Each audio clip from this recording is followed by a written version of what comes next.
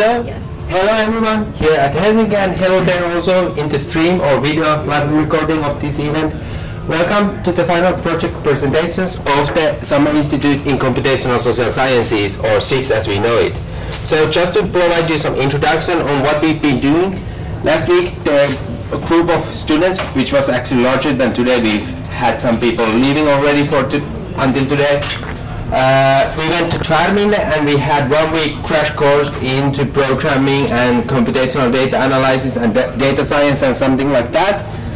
It was really intensive. We were also doing the Juhannus, so Finn should really give us some appreciation and highlights about this experience. And after that 1 week crash course, the students then decided some research topics that they want to investigate during the second week. And we have 4, I think, excellent, interesting presentations that apply somehow computational social science methods or are motivated by the ideas that we've been going through during this week. Everyone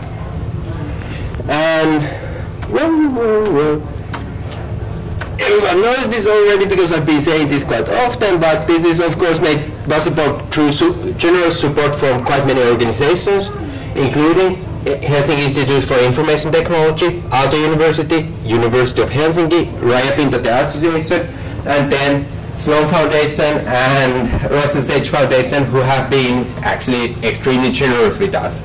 So, without further ado, I think that we could have the first group presenting, which is the group with the children here. So, please come here.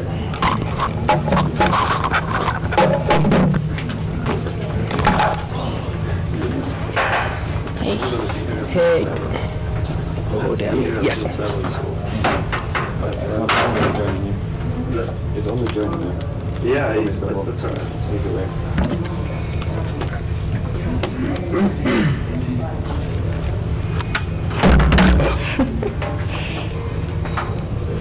Does it way around? I guess I'll start. Yeah. It's been done already. Yeah. Oh. One moment.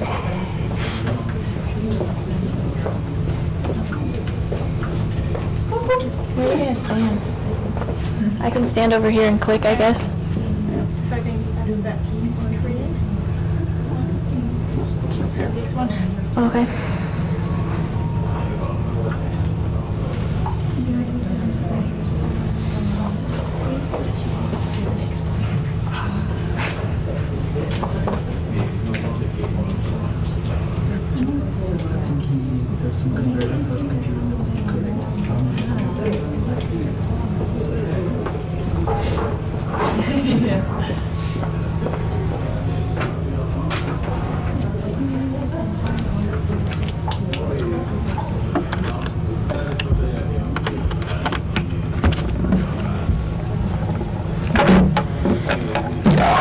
If you can use this when you're speaking.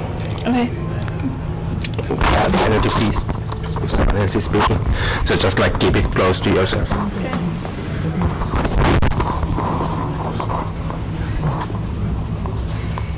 It's on, I guess.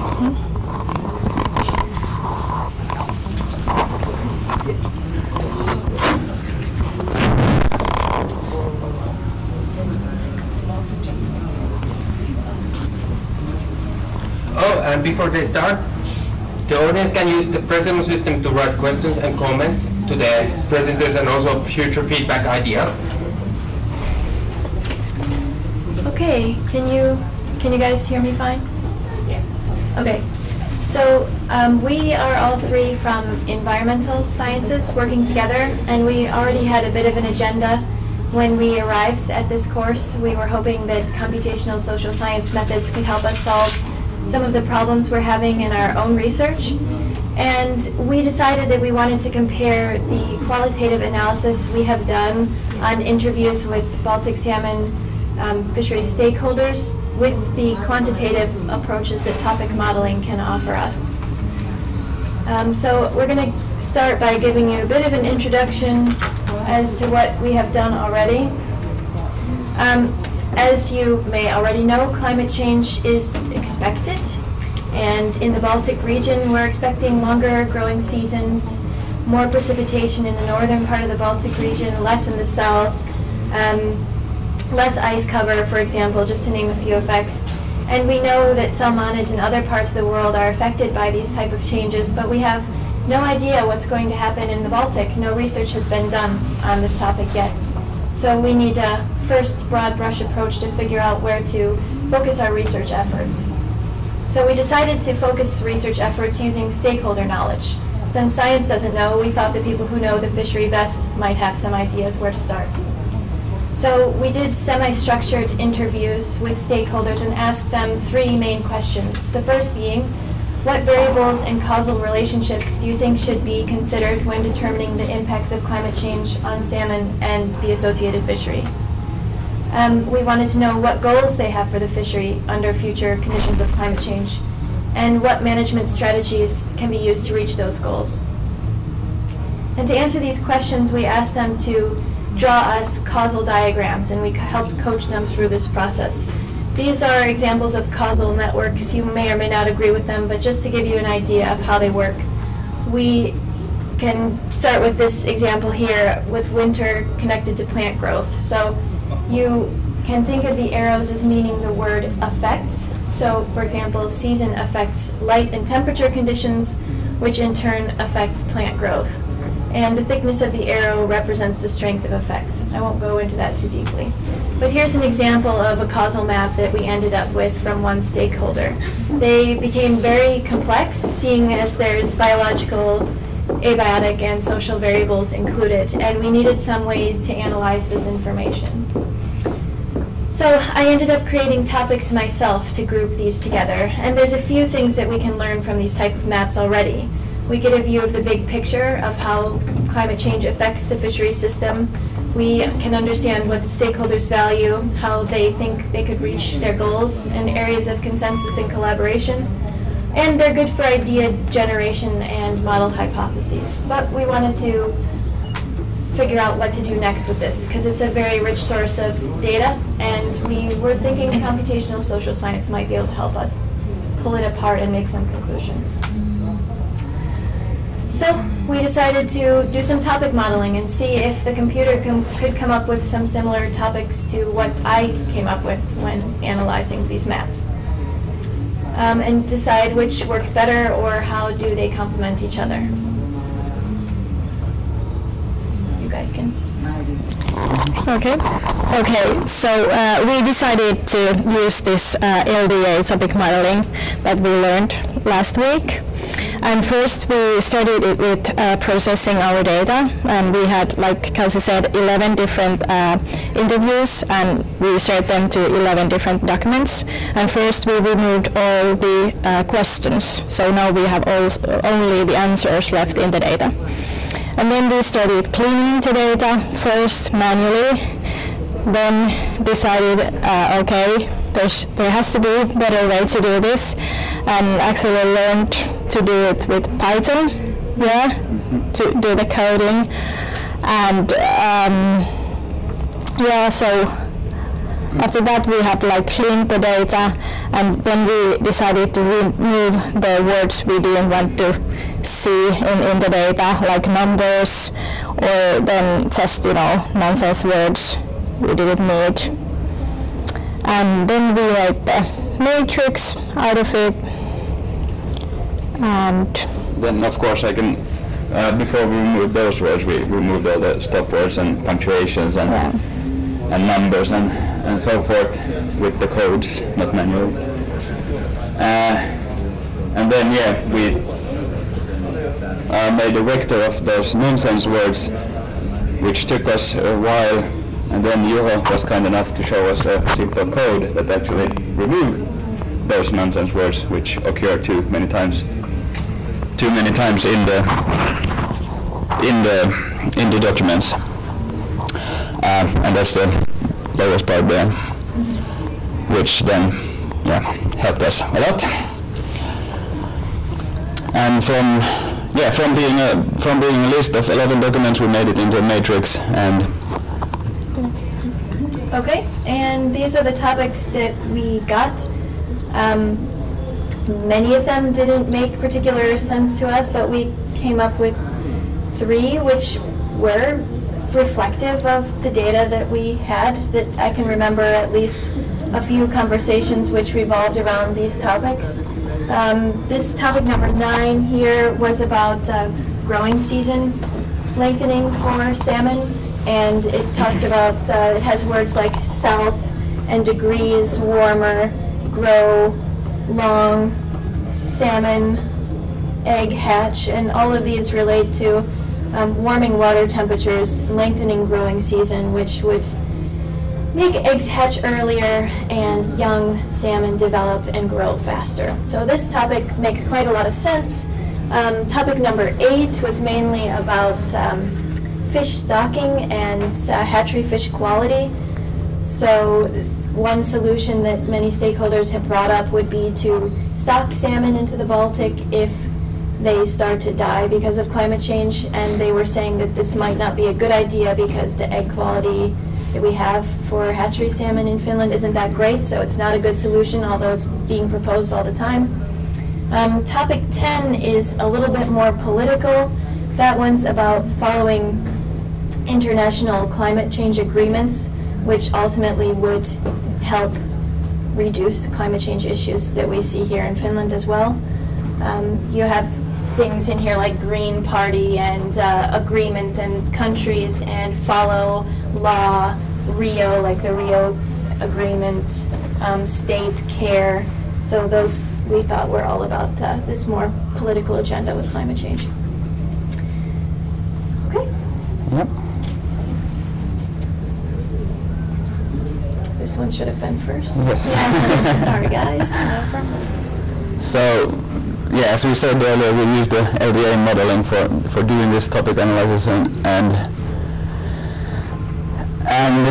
basically we decided the K value with the help of Juha, who worked his magic, and we came up with the K value of 13, which then you can see from the plot here that it represents. What was it? The most likely number for possible topics. Yeah. Yeah. Yeah, because we learned that you can there are like different ways how to define the K value. So one thing is that you just run the code and with different K values and then see okay, the number 30 is good for this, and you take those values that are nonsense away. But there is also this statistical way to do it, just run a code and it gives you there the peak is in 13, K13, and that's what we did here.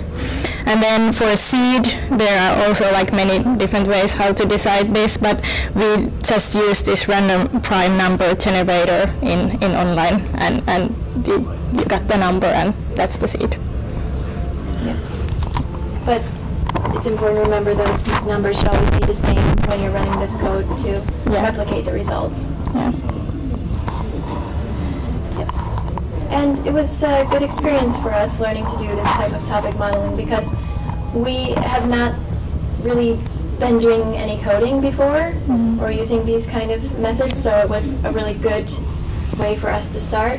All interviews were in English, yes. We interviewed Swedish and Finnish stakeholders in English. And one thing what we did learn is that because we did this first qualitatively and thought that okay, so we maybe should try another method, maybe it's more objective way to do this, and we realized it's you can't really say which is more objective, because even in topic modeling you have to make a lot of decisions. What is the K value, what is the seed value, and what are the topics that actually make sense. So you really have to make a lot of decisions that affect in the results. And we also saw that I was working with Windows, they were working Mac, and we got different results, even with same data, with same code. So yeah. And you could say that our learning curve was quite steep during this week, just from basically learning how to open RStudio to be able to do actually something with it. So we're quite happy. Ready? Okay, and since we had some time and we were interested in seeing how similar or different our stakeholders were, we decided to make some text networks as well, and we wanted to see if our stakeholders formed groups by professional association or nationality or something else. Yeah, and this time, of course, we used the same 11 documents.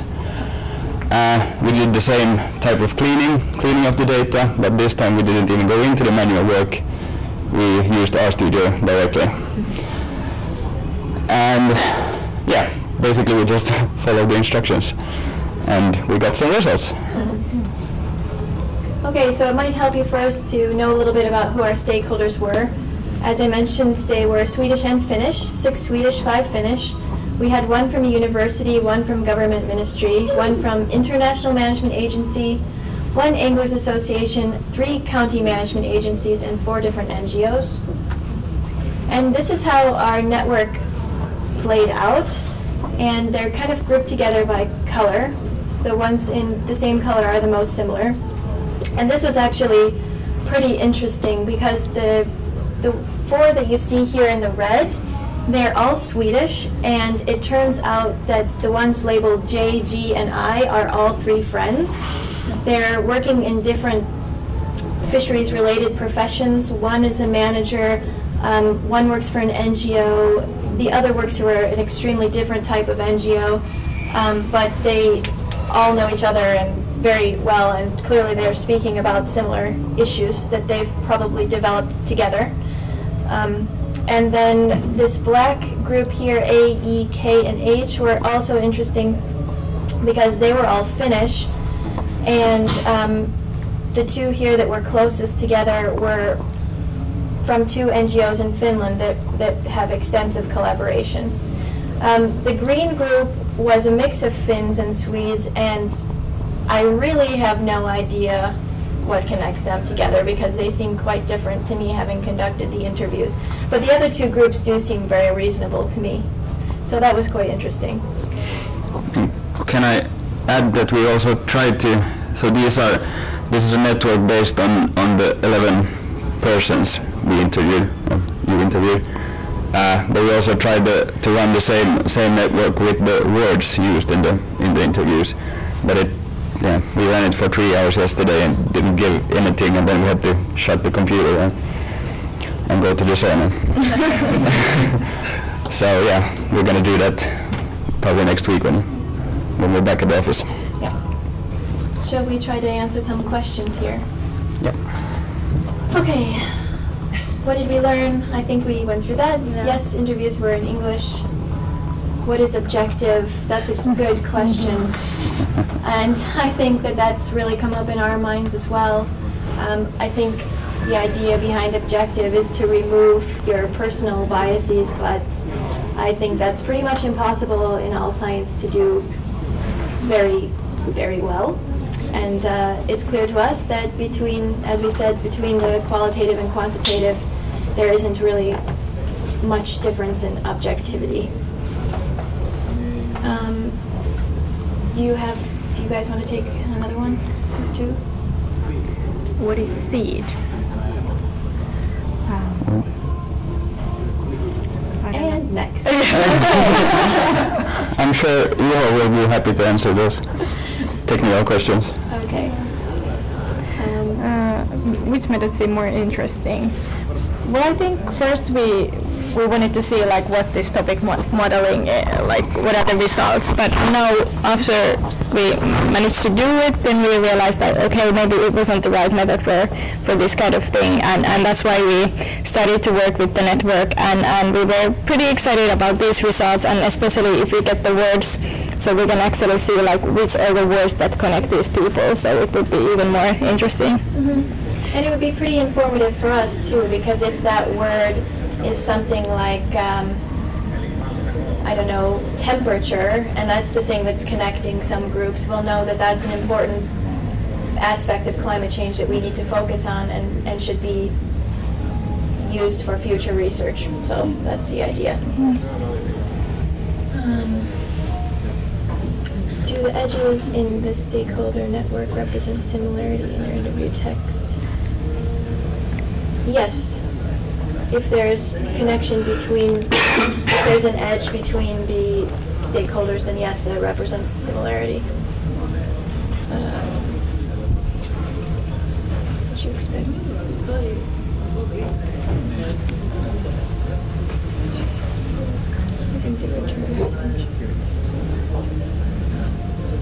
Yeah, I would expect different stakeholders to choose different terms and words than others, and that's one thing that's also kind of confusing and confounding because people use different language to describe the same thing, and that's kind of hard to get at with this method. Yeah, and that's why you need to have this qualitative analysis as well, especially when you have like small data and interviews. So that's why it's interesting to see like what are the results when you do it with qualitative methods and what are the results when you do it with quantitative methods. And actually we thought that usually when you do, for example, topic modeling, you have big data and you don't really know what's in the data. But this time Kelsey had read the interviews so many times, she really knows what's in the data. So it was interesting to see like what are the topic models, what is the network when you know the data behind there. Yeah, we wanted to learn what this kind of methodology could do for us. We wanted to see if it could help complement the stuff we've already done and expand on it, and I think the answer is yes, but it shouldn't be used for our research on its own. Yeah. It adds richness, but I don't think it replaces what has been done already. Maybe it could be added here that one might argue that the reason, if you look at, as Kelsey said, that the red dots are Swedes and the black dots are Finns, maybe that has to do also with the way they speak, like because this was not done in their native language. It was done in English, so maybe the Swedes have a certain way of speaking English, and the Finns have a certain way of speaking English. So maybe that's what connect them. Yeah.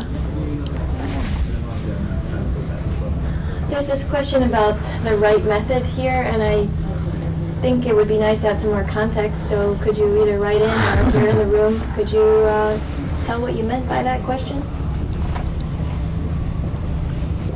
What question? This last one here. What do you mean by right method? You said at some point of time that topic modeling wasn't the right method for you guys, and therefore you switched to WordNet. So why? Oh, I don't. Do you guys want to answer? Or? Maybe we didn't mean it wasn't the right method. It wasn't the wrong or right. It was. It shouldn't be used as the only method. Yeah, and probably it didn't give At the first, with this qualitative analysis, Kelsey has actually tried to find certain topics out of this whole data.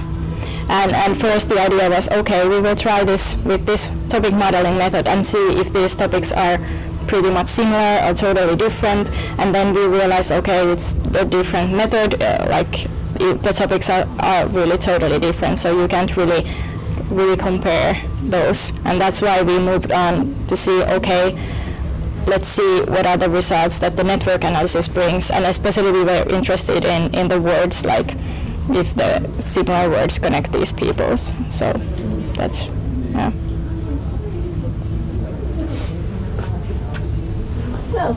All right, any more questions or just comments? Yeah, if you guys have any comments how we can improve this or what we should do next, please tell us, because we're going to pursue this, as in learn how to do this better, take it further, use it to complement what we've actually already done before. It's a real thing for us, so comments, please, welcome. This cluster that you produced with this topic modeling, I think what I've experienced is that it's interesting for you to make the analysis, but another thing that is interesting is to go back and use them in the interview. So go and talk with the stakeholders again, and then say, we made these topics, how do you see them? So instead of these topics being the truth, then use them to have these conversations with them and say, how do you think that this cluster is, and does it make sense to you? How do you see this? Like using it for open up a discussion? Yeah. More than just saying, this is the cluster, here it is. Yeah. I think that's a great idea, actually, especially since the whole point of this is to direct future research. I think if we kind of find the main topics that they're talking about and then ask them to dive deeper into that, it would be really beneficial for our field. Another thing that I experienced when you have, I don't know if you did more like single interviews or you made like focus grouping interviews? Single, but an interesting thing when you're doing a focus group interview is to, instead of just showing them the topics and say, this is how it is, then probably they will say, oh yeah, that makes sense. But if you try to hide some of the words and then say, what would you expect to be in this cluster? Then I will guess that you will find that they will guess under totally different kind of stuff. And then when you show them, maybe, and don't tell them this is the truth, like it's not a quiz. It's just the interesting part is for them to reflect on what else is in this topic. So maybe one will say, this is all about how the sea is getting warmer, or one will say, this is only about the fish, and then they thought that they agreed on everything, but then suddenly they realized that they have different ideas of what is inside of these topics and what the research is interesting. Yeah, I like that. All right. Thank you. Thanks. Okay. Thanks, guys. Thank you.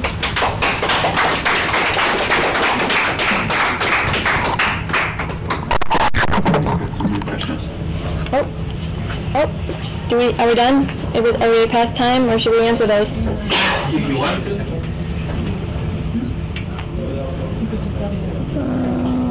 Is that a question? It's more like a comment. Okay. Deep integration of qualitative. Yeah, I think the integration of qualitative and computational methods would have a lot of value in our field, and that's part of the reason why we're doing this. I don't think I've never heard of anyone doing that, and I think we need to get in on this before we are left behind. Really, I think it's important. It seems to be such a burgeoning field. We need to get in on it. Yes, I was recently suggested by a sociologist, which we are not. We are dabbling. That grounded theory is something that I need to look into and use to back up and support the research we've done. So that's my task for the summer, learn what grounded theory is and how to use it. Okay? And let's go. Thank you.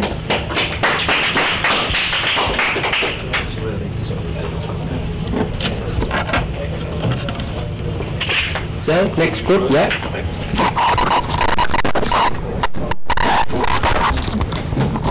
So, just keep this somewhat close to your mouth when you're speaking.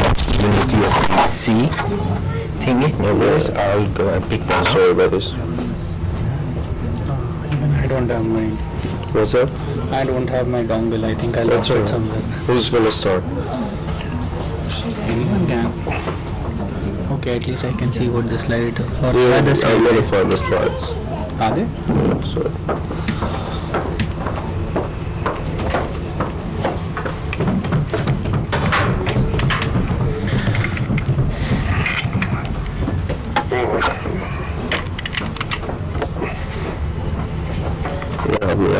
Also, you like just keep that. Is that just okay? Your gets the voice. Can you help me out a little bit here? Just continue. First time connecting back. Yeah, what I'm supposed to do. This is should show some quite automatic. Okay, now let's see. Display. I think it should be there. Alright, so who's... Do you want me or do you want... Just go ahead. I have to pick everything like Whoever starts has to have that page. What's that? That's not keep going. Get these and just bit up your mouth. Hello. Hello.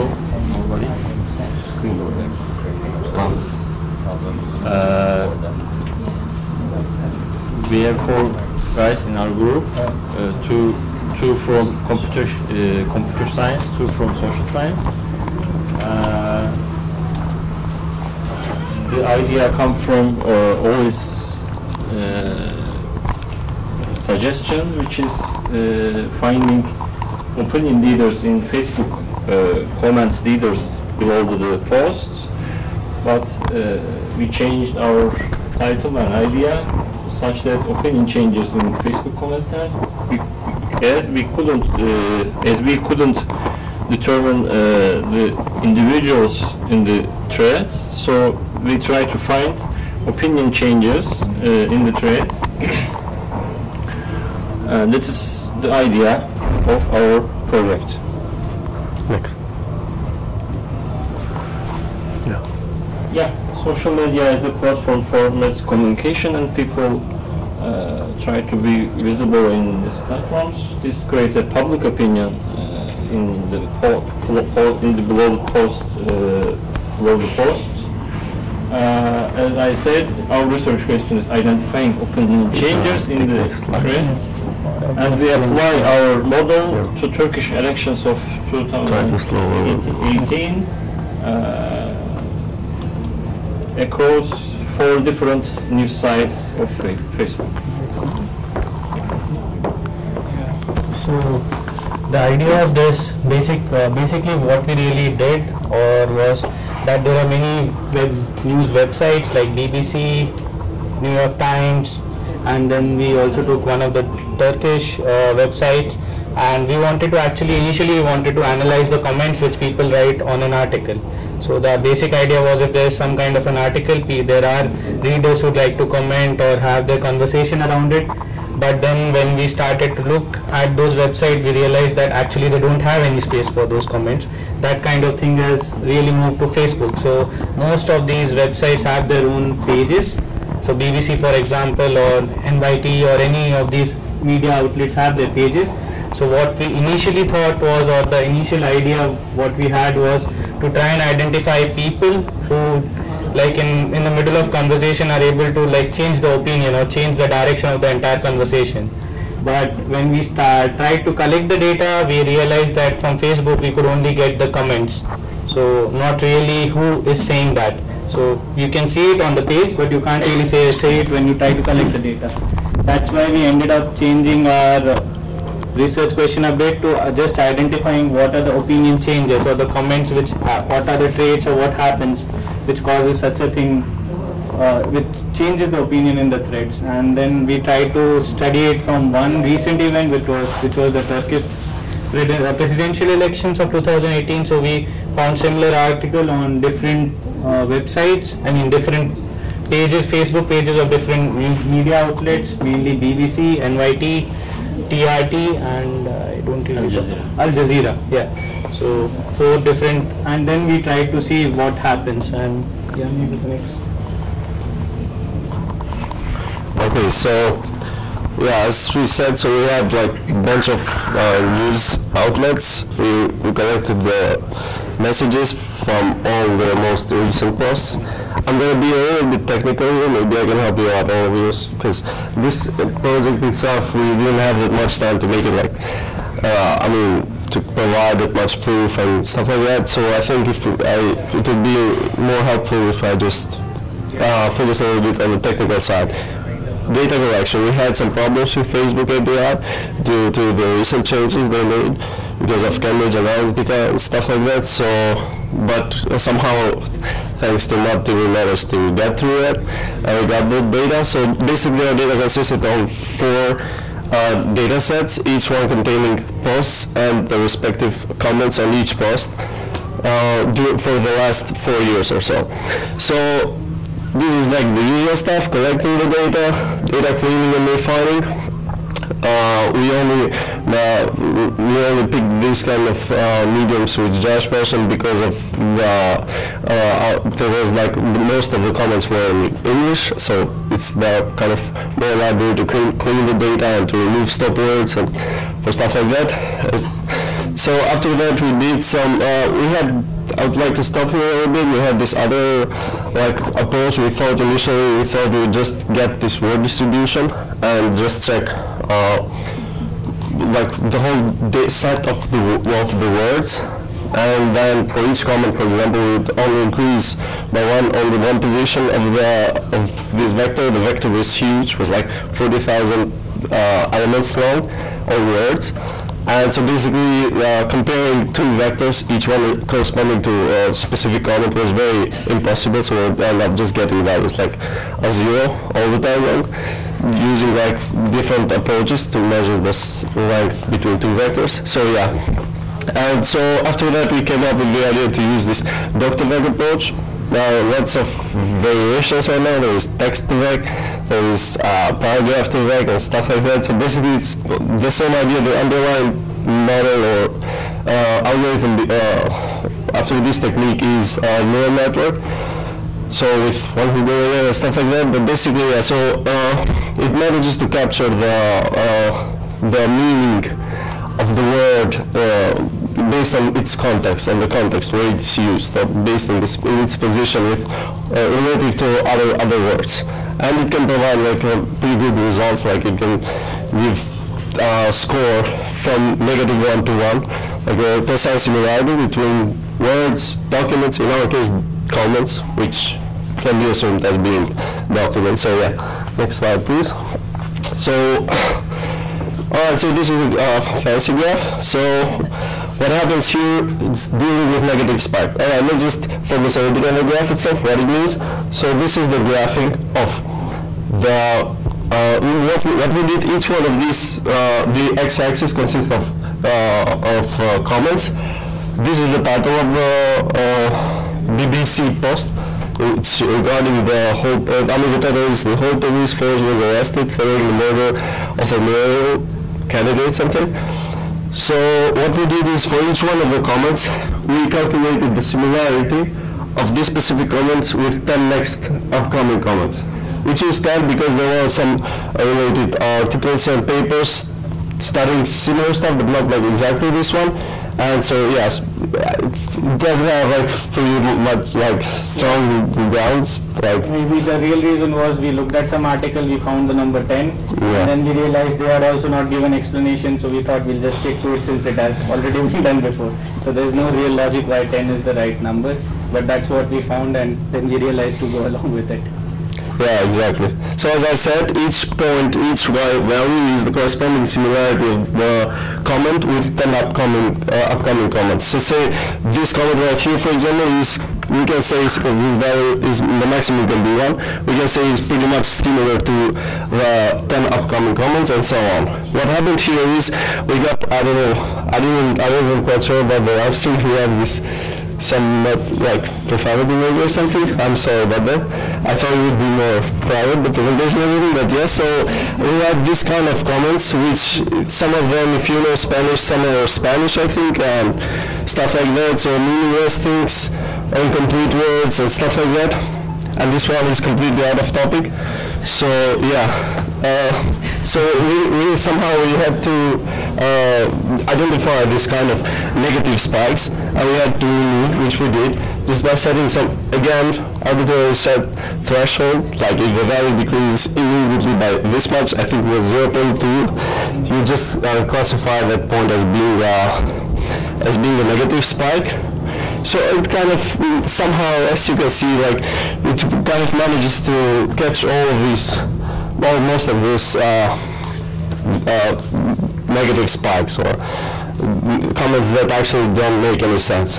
Next slide, please. So after we got rid of this, what we did is this is another post. Now we did similar approach, but now we are trying to figure out to spot the positive or the opinion changers, what we call them. The opinion changers term we can read by ourselves somehow, so yeah. And a similar approach was used here as well. Again, it's arbitrary set. it's not like we didn't have much time to do tests, to do qualitative tests, to check whether it makes any sense. But yeah, so with our preliminary analysis, it seems to make somehow sense. For example, this case over here is like, well, I think it's like pretty interesting because again, as you can see, the similarity from this comment to this one jumps quite a lot. So apparently this guy, whatever he commented here, I think we will see it next slide or something, but whatever he commented here kind of made the whole upcoming conversation in the thread comments go after that, follow that discussion or the direction of discussion somehow, which is pretty interesting. As you can see, this kind of happens relatively a lot of times. So how we identify this for us, this is our way of identifying an opinion changer on a common thread.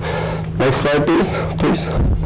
Okay, so this is another example. Here we can actually see some of the comments.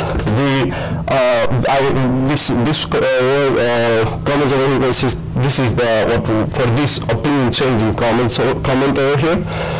So we investigated a little bit, like 10 upcoming comments, which this comment is compared to, and the previous other 10. So we saw. So basically, this is the opinion changer. So it's called composting. Basically, this post is talking about the UK councils charging people to collect garden waste, and so basically this guy is like kind of positive. Before that, we had this kind of with negative sentiment, probably people that did not agree with that approach, and then this other wave of comments starts coming in of people that think this is actually a good thing. So yeah, something like this. I mean, most of it's kind of this approach kind of encapsulate most of the things or opinion changes, or manages to identify them somehow, even though it's not perfect at all. Yeah. So next slide, please. So what Emma did is, after we came up with this way of identifying the opinion changers, what Emma did is he went over all the posts from each one of the medias that we selected, all the Facebook posts, and we identified the posts that are related somehow with which were talking about Turkish elections, and based on that, we gathered all these. We managed to come up with some keywords, and we used those keywords to select only the posts which were related to Turkish elections. Our idea behind it was to kind of investigate or see how many opinion changers, how many jumps in discussion, how many times the discussion moves on each one of these of these medias. So basically, it's kind of figuring out the democracy level, because for some reason, people, comments might just get deleted by administrations, or maybe people reading some kind of news from some specific media. They're not like that much free or to express their opinion and stuff like that. So that's what we kind of wanted to investigate. Next slide, please. Okay, so, and what we came up with was this data here. These are kind of the tests. This one over here for TRT, this is the Turkish medium. So this list is quite long. I don't think it would fit there, so I just cut the list a little bit. But yeah, basically we came up with this. Each one of these values is corresponds to one specific post. So this is the BBC, for example. Okay, we messed up the acronyms, like they're not uppercase everyone, but yeah. So basically this is the ratio of the opinion changers over the total number of comments. So each one of these is the ratio for a specific post. So what we did is we went through the comments of the specific post, for example, and we applying our way of identifying an opinion changer, we counted the opinion changers, and then we kind of came up with this ratio, and we divided. So opinion changers out of all the comments that were on the comment section for each one of the posts. And we came up with this list. Then this is an averaging down of all this for each one of the columns.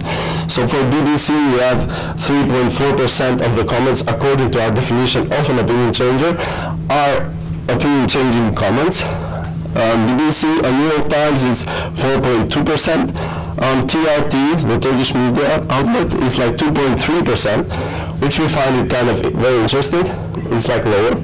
We were kind of somehow hoping for it to be so. So yeah, and for Al Jazeera, we got like 3.2%. After talking to Matti, he suggested that's like a better way to statistically prove that there is this kind of to provide some proof for this kind of observation regarding the TRT.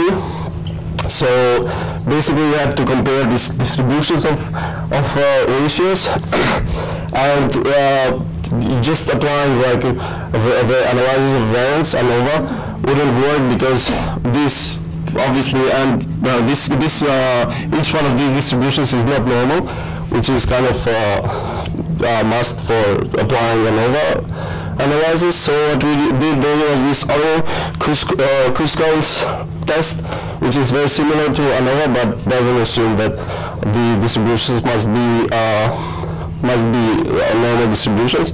So yeah, and initially we got like pretty, the value we were supposed to have was, I mean, we needed a relatively small p-value. At the beginning we didn't get that, so what we did, we just increased the number of keywords, and yeah, so we just did some tweaks and tests until we got like what we wanted. So this is the p-value. It's like 0.01% something, but yeah. Next slide, please. I think. Yeah. All right. So this was it. Thank you. And yeah, so any questions? Okay, so, okay. Yeah, guys, you want to go on with the question? From the bottom up. Yeah, okay, so I think we had some discussion why why to take only the positive spikes and not the negative ones. Well, to tell you frankly, not all of us were convinced only to take the positive spikes, but what we realized from the data was usually the negative spike was. So before that, what we mean by, so we had this term called VEC. In case someone doesn't understand what it basically means, is that we had certain number of words which mathematically we put in some kind of, what is it called? Neural network. Sorry? Neural network. No, not neural network, the vector. How do you explain? I mean, you divide the sentence into some kind of, what is the... Tokenization. Yeah, so basically what it meant was words, all of them had some kind of a number, or you could convert it into a, I can't really remember the word, but it was nothing fancy. But what we realized when we were trying to do this kind of comparison, initially what we realized was, since there were too many words and the change was very low, we couldn't actually see anything with the initial method. So what it basically meant was, when you try to compare two comments, it basically tells that there is no change, which was not the reality. So then we had to switch to this kind of cool word to vec thing, where something the model itself is able to, after a certain time when you train it, is able to provide you the essence of it, and it can that work. So coming back to negative spikes, we basically realized were comments which had absolutely no relation to what was being discussed. Yep. So there was only a sudden drop, and if you even look at those graphs, it's like there's a sudden drop and then all of a sudden, so it's like someone is talking something and then all of a sudden you would have something, like for example, you can see it for yourself, that there is no, so the last one or the first one, shithole, it doesn't really add anything to the conversation which was going on, or these kinds of things. So we, based on whatever post we had qualitatively seen, we decided that okay, exactly, there is no point in having those negative spikes. So that is the whole thing. I mean, there is no other reason. It's just based on what we saw. It's not like we decided like beforehand that if the graph looks bad somehow, we're going to get rid of whatever data is bad. So it came off as a result of, because we were kind of, we were wondering whether our way of calculating the similarity was not working or something because of these negative spikes. So that's why we just went to do some investigation or qualitative analysis. So, and then we came up with idea that maybe we should just get rid of them somehow. And as I said, this is kind of the case. Removing the negative spikes on almost, I would say, probably all of the posts will prove to be a successful way of thing to do. Because qualitatively analyzing that decision of marking some comment as being a negative spike proved that those comments actually didn't make any sense. How often do you read the comments or other comments? I think there are only comments with... Yeah.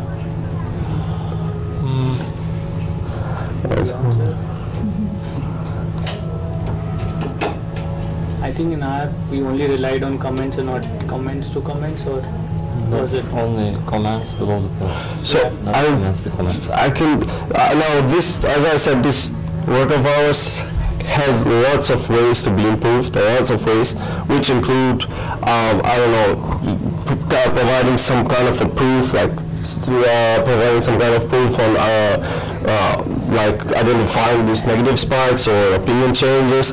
We can maybe somehow, if this is an opinion change, we can actually take into account even the other comments as well. Somehow maybe see the distribution after that comment or stuff like that. We can, at the training time, basically it took last like 2 hours or something to train for model for each one of the data sets we had, but there are other experiments or ways maybe you can do it like better, and other things that also we can improve or think about more is the time. I think I'm not quite sure I got the second or third question right, but basically, yeah, we thought about taking time into account, because it might happen, for example, and usually that is the case on very popular posts where somebody, like especially when the post gets just posted, so there might be like probably tens of people just posting a comment at the same time, so we didn't take that into account, like time frame, like how long must it be for a comment to be considered as next comment.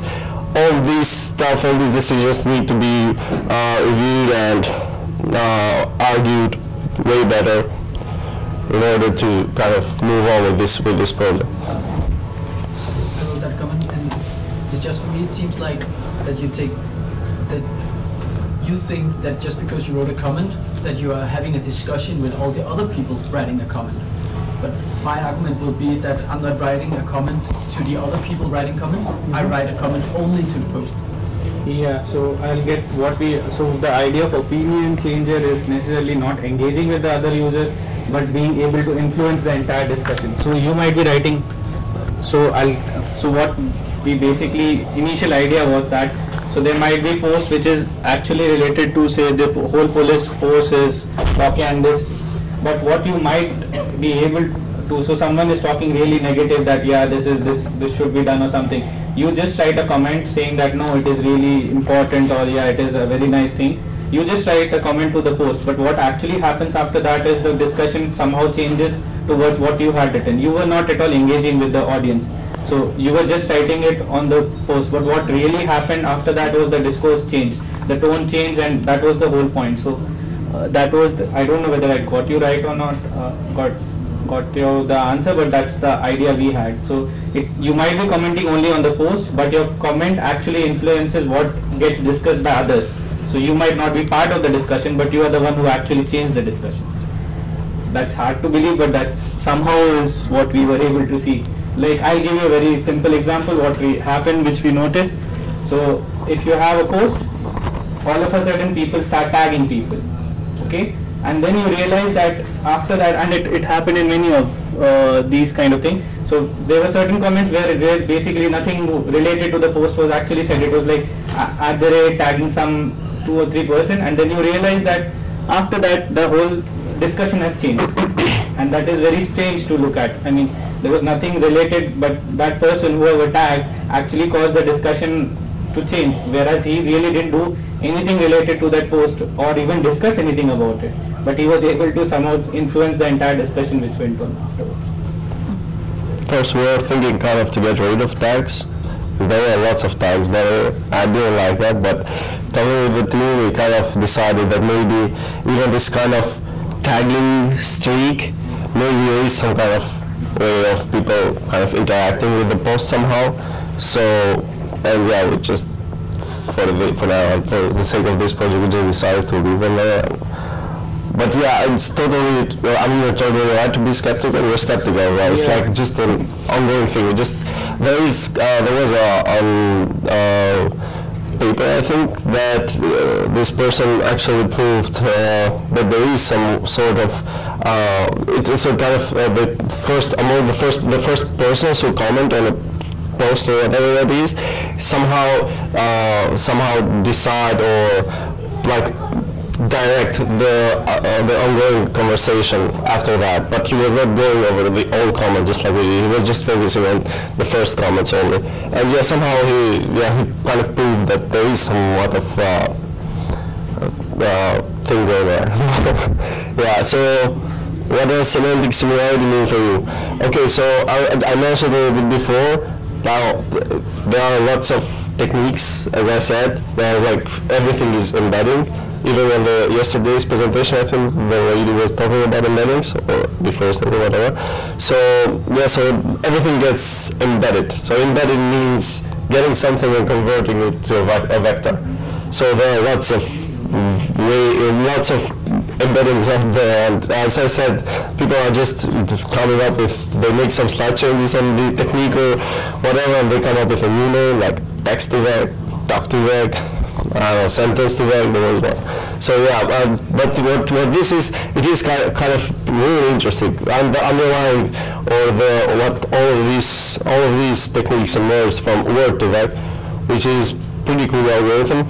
I think some of us, I mean, some of these groups actually had to work with that as well during this week, but it is pretty good. I totally recommend you do it like by yourself. So you can just get this data set, whatever it is, doesn't matter. You can feed this model, and it can basically, as I said, it kind of encapsulates the meaning of the words. It puts the words in this multi-dimensional space, and basically just imagine the 3D, because 3D is the most we can do as humans, but just imagine all the words being put into this huge space, and you can actually be able to provide like a distance or a similarity function from each word, pairwise, say. So based on that, they came up with other techniques, but I'm not saying that it actually like totally encapsulates the semantic meaning of a word or anything. So, but I've been using LDA as you guys, and we are actually using the project we're working on right now outside this summer institute, and it has proven to be somewhat successful. But honestly, during this week we've seen like much better results using this other technique, talk-to-vec technique. But as I said, nobody says that it actually this technique manages to capture all the semantic meanings of a word. You read the post too beyond these fancy words. Well, sometimes. Like, what do you mean by did you read the post too? Like, now there's a plot of something like that. Did you actually like browse through that particular post in that way and sort of understand what the heck is happening there? Yeah. Oh yeah. We actually did. Right. Yeah. So this was the example we showed before. So basically, it's about this last comment over here, or last opinion changer, according to our way of identifying opinion changers. So yeah, this is the opinion changing comment. As I said, this is somewhat supporting the government decision. And before that, we had this kind of things. People were like talking about different stuff.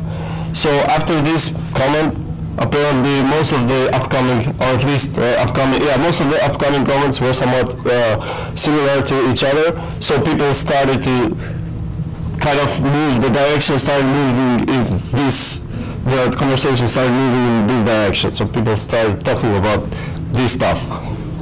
And not necessarily they were like either the plus here doesn't mean they're positive sentiment or anything like that.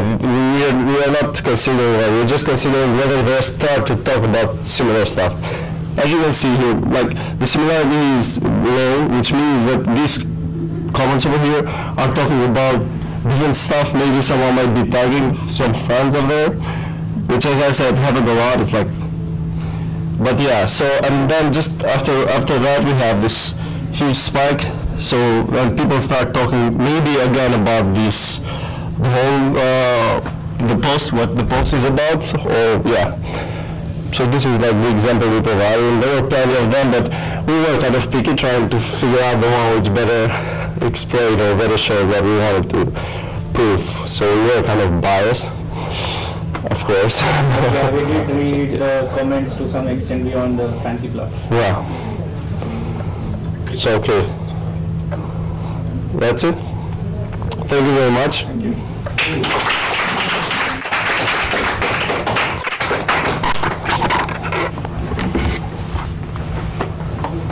Your group comes next.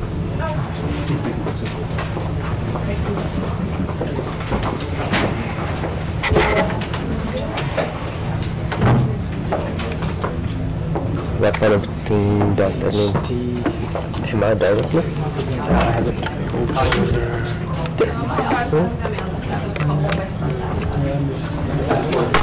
This is for the clicker. Oh, there's a clicker? Yeah. Nice. And So what is the goal? Let's see. just keep it somewhere here when you're speaking. You can attach it to. Yeah. It makes it sound really weird, I hope, for people following the stream. So.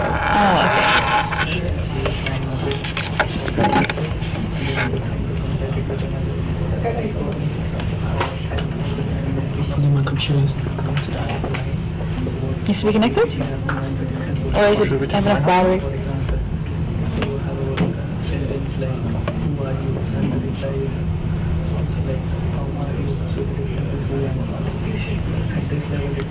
Ah, it works. Yeah. Works! Okay. But how do I hold this and click at the same time? Challenges, guys. What is the microphone? All right. Yeah. So this is our team. Not all of us are here, but yeah, Robin and Hannes are already gone. But Hannes, Florian, and me were here to proudly present our project. We try to create a semantic map of measurement tools in psychology, and I'll give you a bit of a background. So a lot of the times psychologists use surveys to test their hypothesis, and they measure what they call constructs. For instance, if you want to answer the question, are extroverts more happy than introverts? We'll have a bunch of scales to measure what is an introvert, what is an extrovert, what is happiness. So here's just some examples. So otherwise I can't see it myself.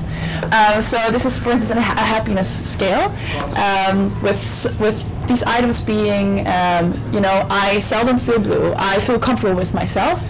And then these are followed by a scale from 1 to 7, which means like 1, I agree, or 7, or no, 1, I don't agree, 7, I really agree. And you'll have, scores on all these items like that. Some of them will be positively keyed, some negatively keyed. And in the end, you end up with some sort of happiness score. You are, an average 4.5 happy. And there are many different ways to measure happiness, for instance, or depression. As you can see, a lot of them, are similar in some way. So yeah, when psychologists want to measure these constructs, they'll either use an existing scale or create a new scale, and then you have to evaluate whether what you're measuring is actually happiness or not. So one of those things is, okay, what do these scales measure? What are the relationships between different scales? So like, for instance, these different happiness scales, how do they relate to each other? And if you're a psychologist, you want to know, okay, which one of these scales should I use to measure happiness? The thing is, though, these scales are evaluated by how people respond to them and how the responses overlap between the different scales, and not by the scales themselves, how the scales are phrased. So what we wanted to do in our study is actually look at the words that are used in the scales and how they might be similar or dissimilar from each other.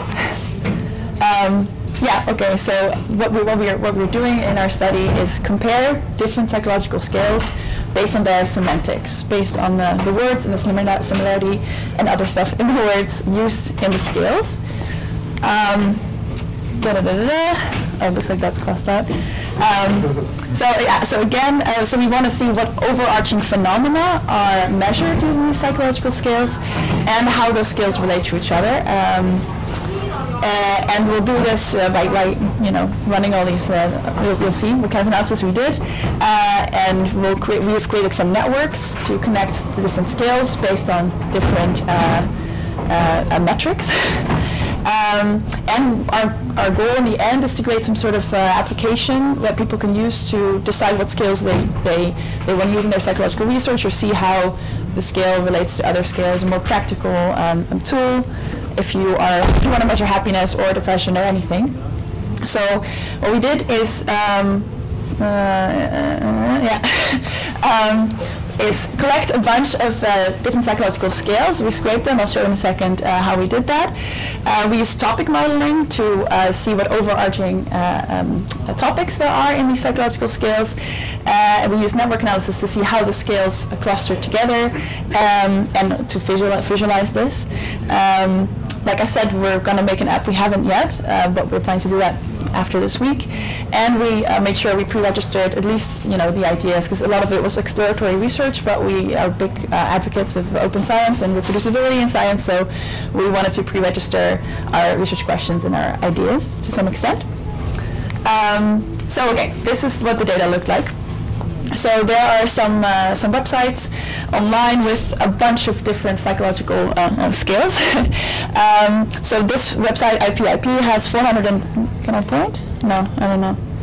Okay, doesn't really work. Anyway, 463 different psychological scales, measuring all kinds of psychological constructs. And we scraped this website partially, and we also did some stuff by hand, because scraping it wasn't as easy as we had hoped. So as you can see here, for instance, these are two examples of how the scales are represented on the website.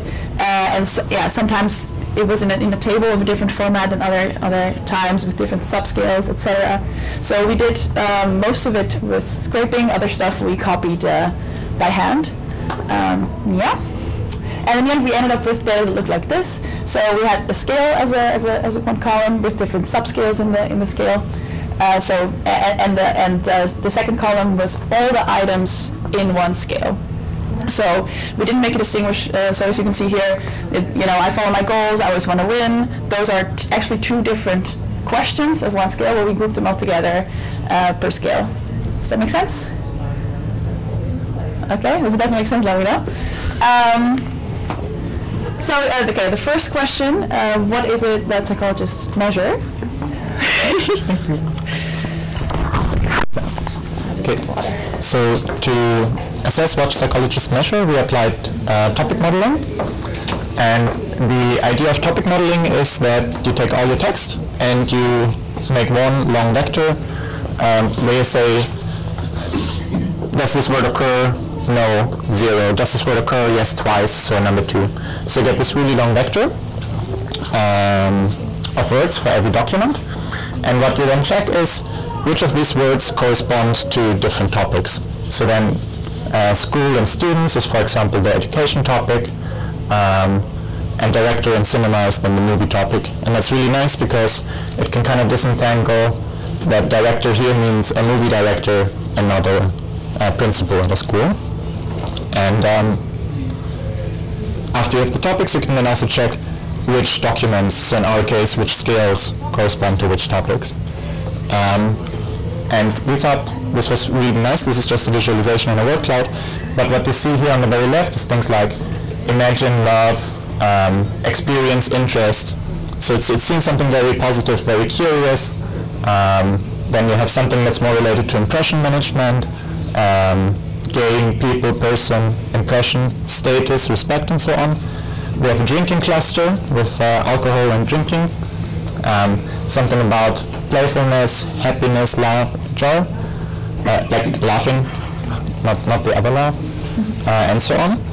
And we also looked at what scales these words then correspond to, and it made a lot of sense to us that creativity, insight, experience seeking, imagination, and so form one cluster. So that was quite nice to see.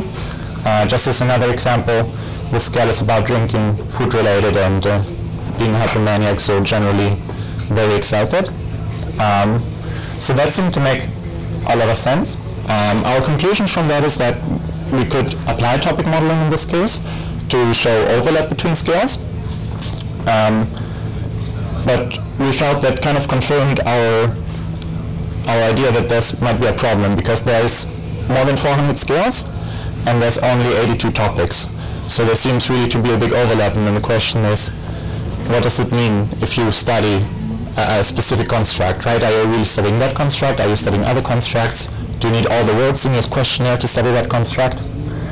And the next question then was, so if there's so much overlap, what does this mean? How do constructs relate to each other? And let me go here. Yeah, hold on. Oh, sorry. I'm afraid to touch the microphone. Okay. Yeah, so then we want to see how the different scales relate to each other. As I mentioned before, we used network analysis for this. So this is our full network, all the scales in there. We don't look at this too much. This is just to show you if you cluster them all together, you can't really make much of it. All the scales relate to each other in some way. So what we did then is looked at the ones that were the most connected. Trim the network a little bit, and we ended up with this. So just to be clear, all the dots here are different scales, and they are connected by the lines that indicate how similar the words used in the different scales are. Yeah, we ended up with only 186 scales in this network when we select the ones that are strongly related to each other, or at least stronger related to each other than the whole network. And then we wanted to gain some more insight in how exactly, or how are they clustered together. So what we did here is, if you look at the size of the scale names, these are the ones that have a lot of edges coming in and out of a lot of attachments to other scales. So here you can see this cluster, sort of anger, anxiety, neuroticism. These are all clustered together. Let's see. Yeah, here's trust, and there's a trust scale which seems to overlap a lot with distrust, trusting, and forgivenessness. I think it's maybe not that readable. One of the things we also want to do is zoom into this network a little bit more, but we haven't done that yet. Just as a general overview.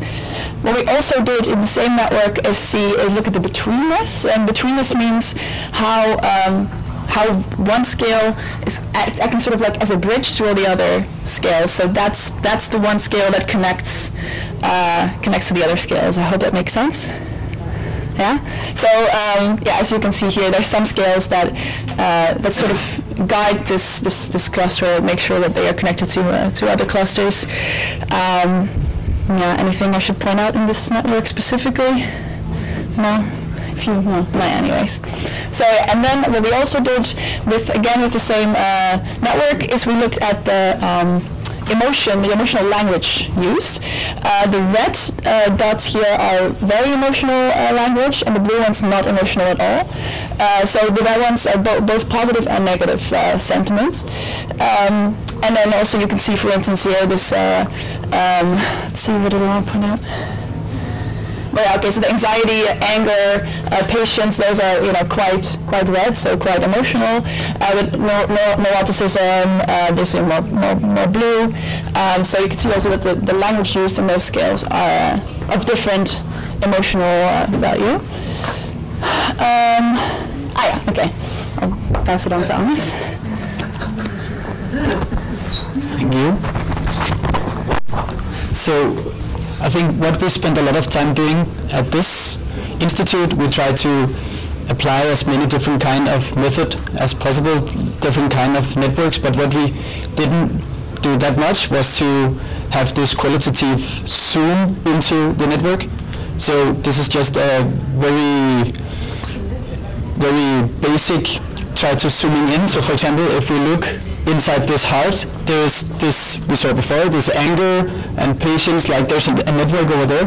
And if we try to look into why are these connected, what are actually happening inside of this cluster, then we can see that the scales that is represented in this cluster is the scales up here, and we look into how these looks.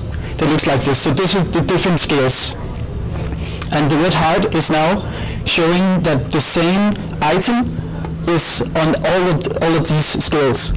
So, and we can even have more hearts. We can have a yellow heart showing that these items are the same, and then we have, so maybe this is showing that the scales are connected in the network because of some specific items, and not necessarily because of they have some other words related.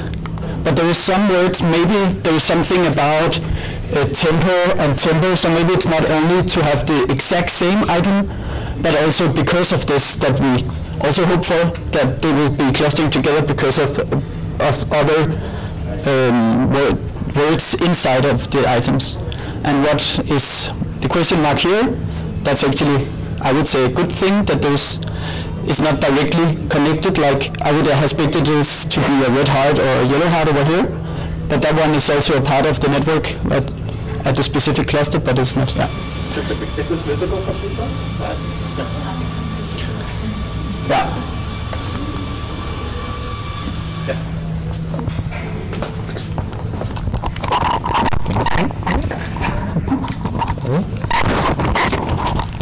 Okay, so we were experimenting with different methods and how far we could get with them, and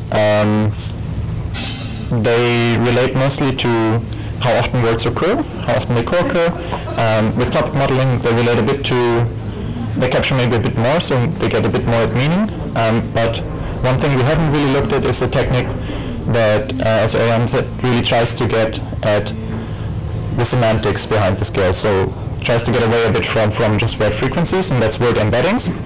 And the cool thing about word embeddings is that you can train your computer to understand meaning. So if you take this example, the fox jumped over the lazy dog, you can take a context window, which is, for example, over, and then you see which other words appear around it. So then there's fox, there's there's jump, there's lazy, and there's dog. But if you have more of these sentences, you'll find out that jump over occurs together often. So in a way, you can basically learn that this is some meaning, and then there's, you jump over, a noun jumps over a noun. So that's a way to get at the meaning. We also applied this technique. And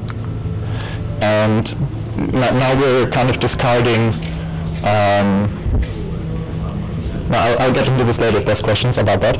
But what we could find here is we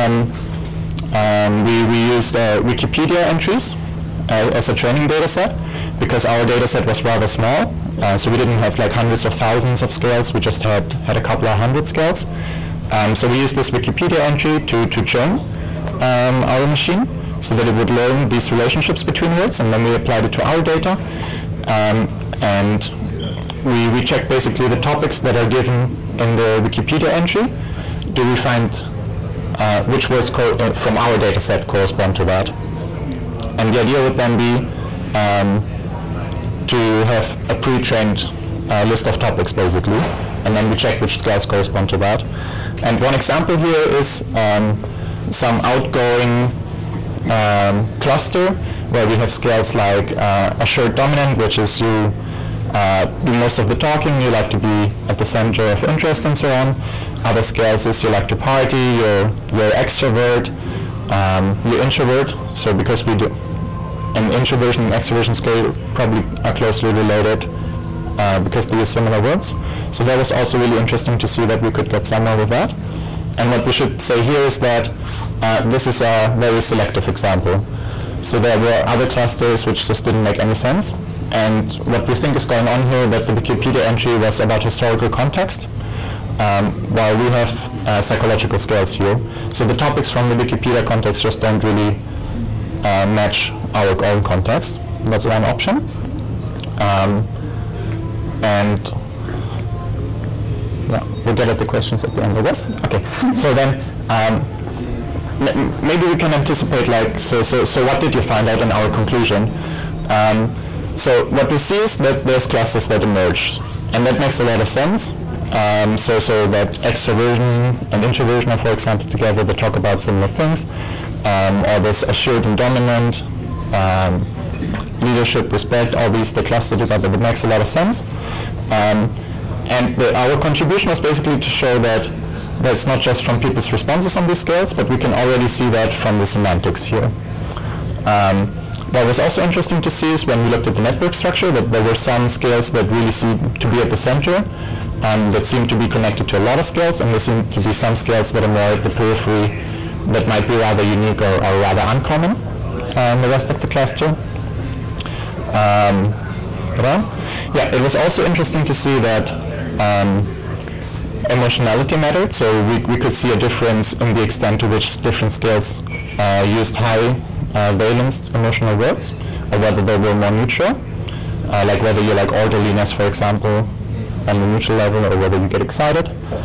And then one of the implications might be that our networks and our topic models, they might help researchers identify overlap that you might not want to have if you say, hey, I study this specific topic, which is really important to study, and it's also different from other topics. And maybe you also, if you want to assess a specific psychological construct, you can also look around what other scales might be interesting, that you don't have to develop your own new scale, but you recognize, oh, there's actually already something out there to look at that. So a quick recap, we had seen in advance that there's going to be overlap and that there's going to be relationships between the scales. So we found that was quite nice. We have an intuitive visualization for that with our network model. And the next step, what we want to do is we want to create an infrastructure where we basically make an app out of this, where researchers can plug in their own items, and then we could show them how they relate to existing items. If you're interested in scale development, we think that's quite useful. And as a last step, we took some decisions to say, okay, what we have now is good enough, and we're going to move on with that. So we can clean the data more because there's different versions of scales. So then the decision is, do you include the 100 version or the 80 version? You might say, okay, include the 100 version, then you have everything, but then items differ between these scales. So this was like a first proof of concept in a way. Can we get somewhere with this? And we think it looks quite promising, but we also realized that there's still a lot to do. I think that was it. Yeah. That was it? Yeah. That was it.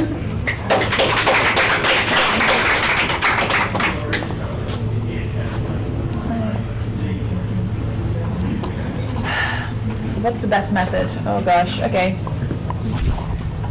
I don't have an answer yet, I'm thinking. If you have an answer, go ahead. So I think the one way to get around this question is to use many methods and show that they share the same. Right? So you could say, I'm using this method because of these and these theoretical reasons, and you disregard all other methods. And that's good also.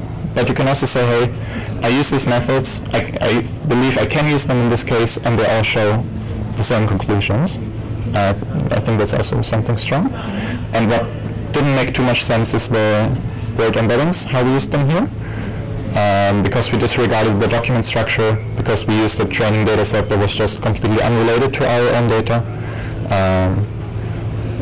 So the last thing that I presented.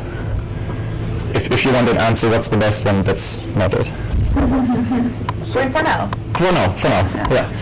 Have you given it a thought, how can this training data thing be resolved, something solved?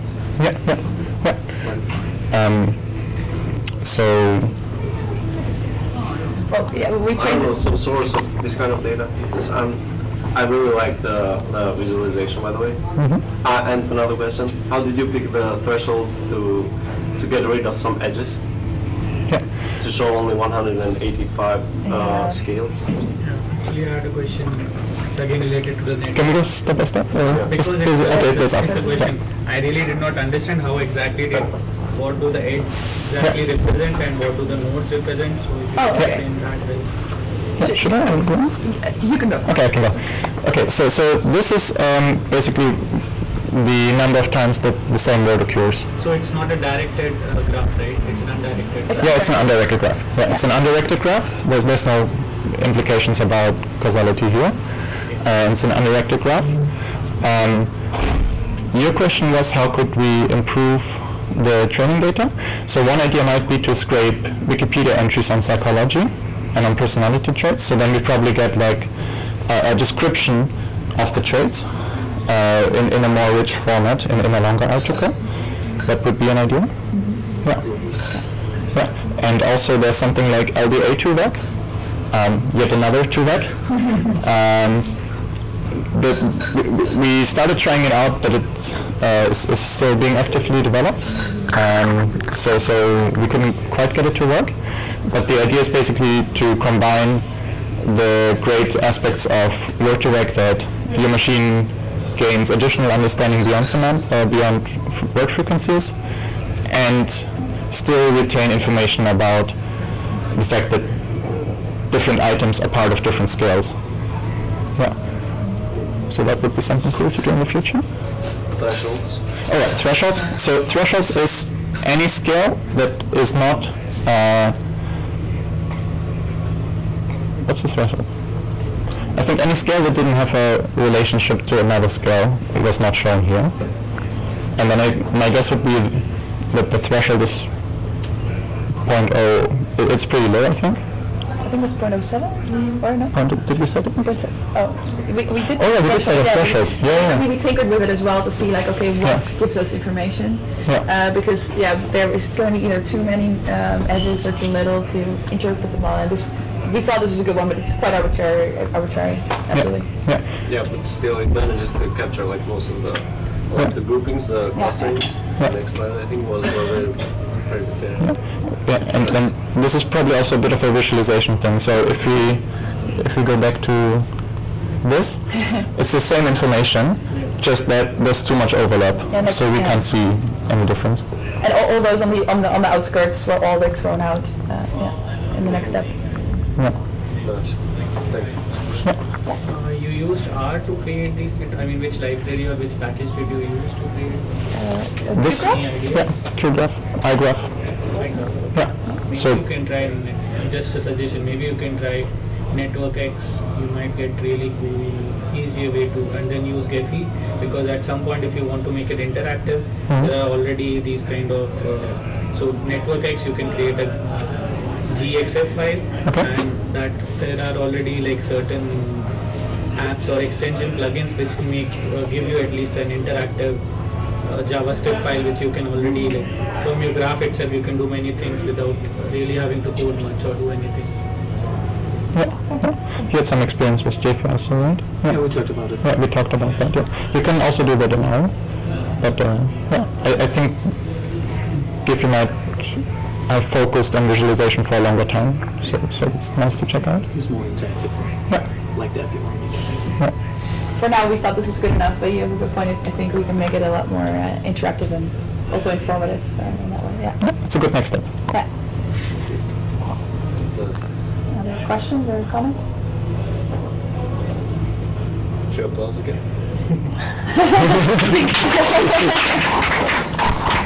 All right.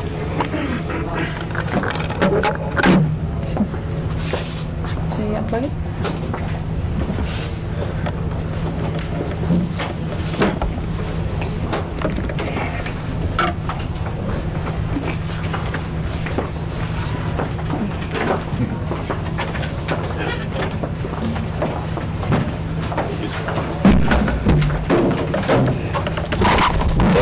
Also for you, keep the microphone about here, and there's two microphones, so you can sort of swap.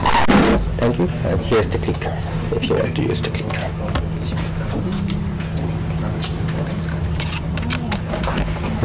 So you can have a chance using these buttons.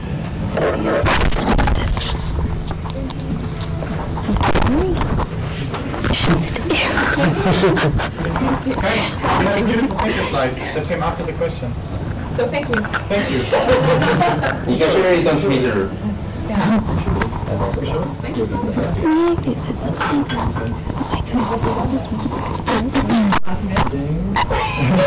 This one? Thank you. Oh,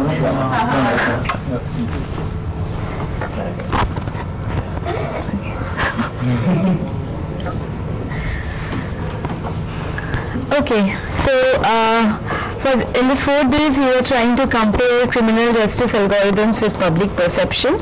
I'll give a bit of background why we chose this topic. So this topic actually aligns with the talk by Senthil that happened like last Friday on fair algorithms, if you remember that.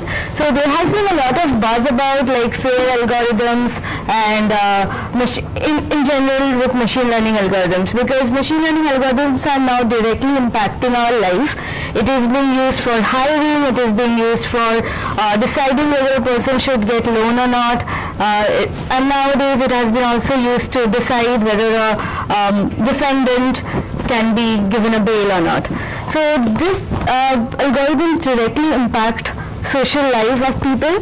Thus it's important that these algorithms are not biased, and they are like fair towards every groups, every communities, every if you take race, gender, it should be like fair in all its aspects.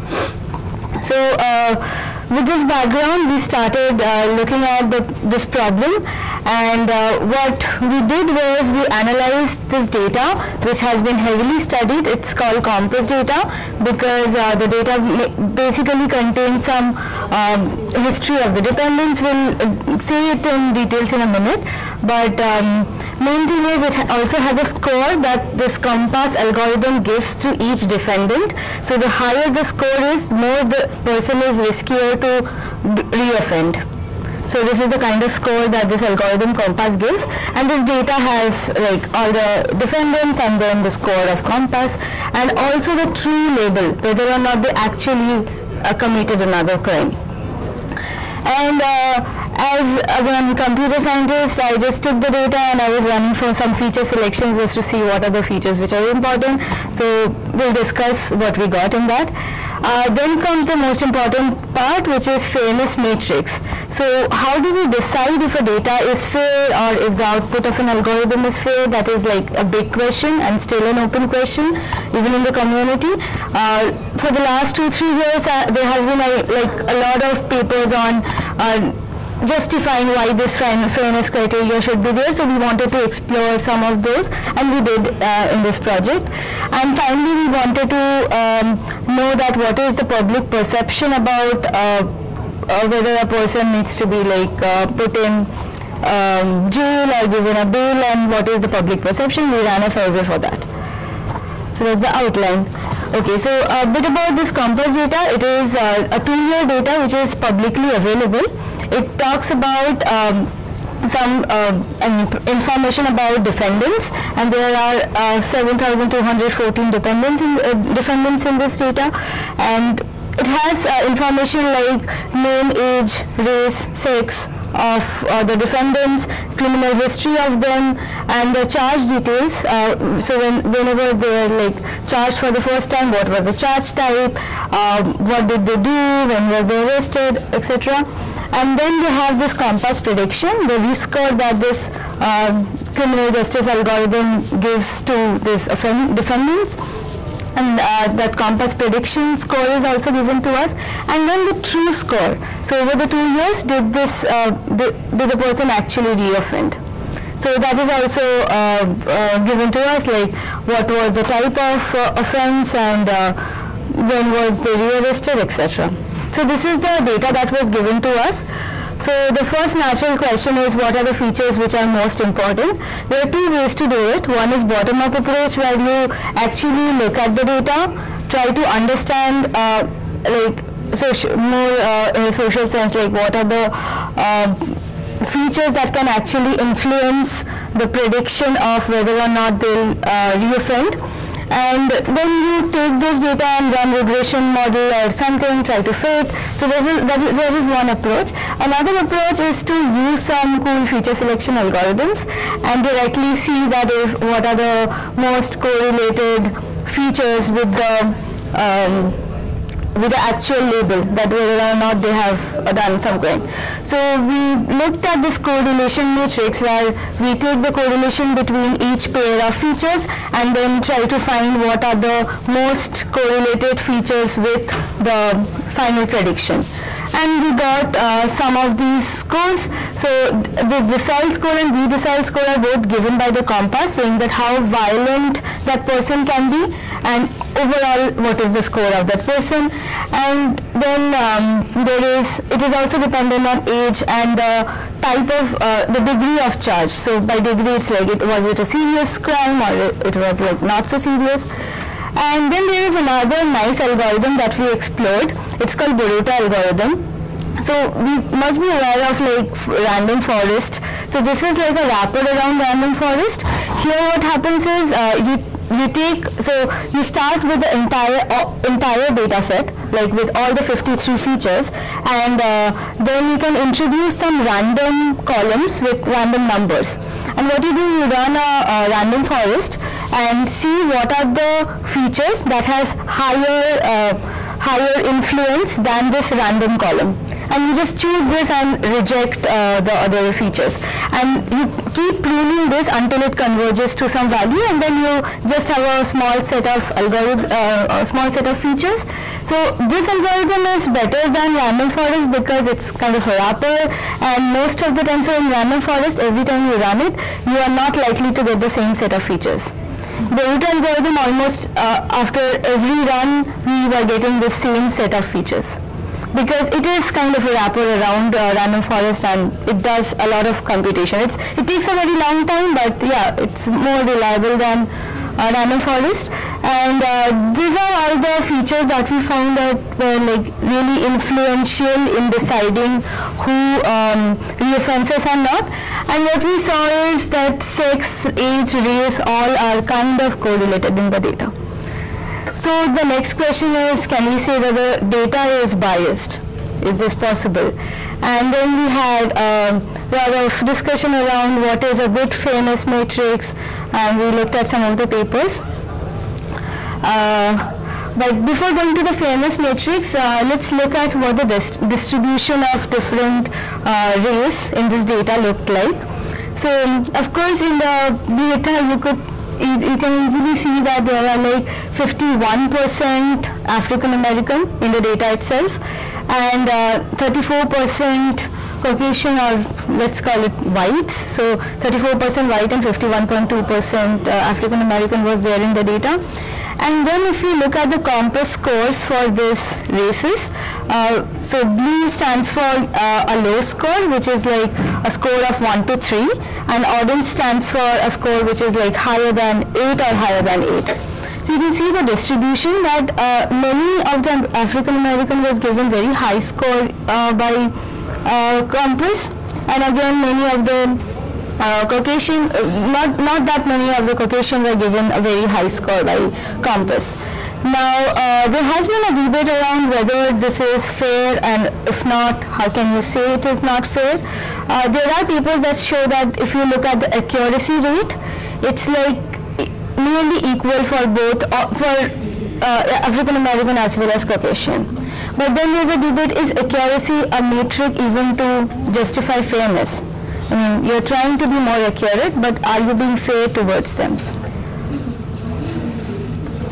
So yeah, I'll give it to you. You can go ahead. So in the previous, I just wanted to make one comment. So in the previous plot, it's not important. It's not very important to just look at the absolute count, because the number of black people who got arrested are somehow larger than the number of white people. But what's more important is that compass assigns this low and high risks for people, and it tends to assign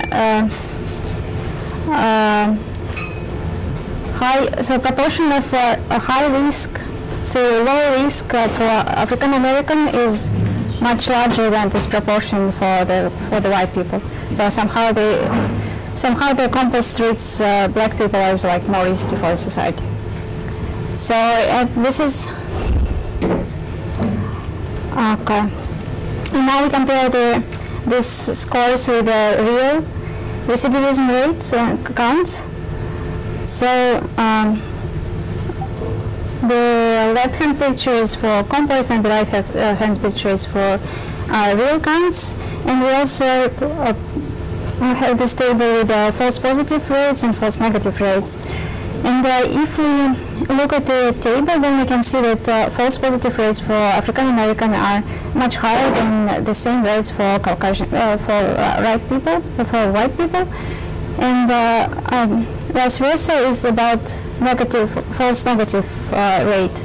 So for white people, it's much higher than for black people. So the compass tends to underestimate riskiness of white people and overestimate riskiness of black people.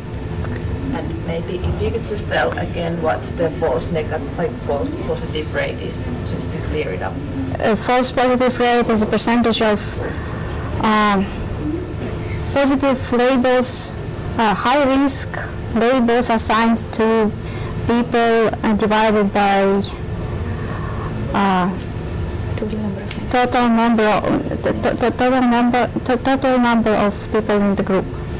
And also, like, if it's false, they were predicted that they're not gonna redo the crime, but then if they did it anyway, it was positive. So it was comparing these two variables. What? No.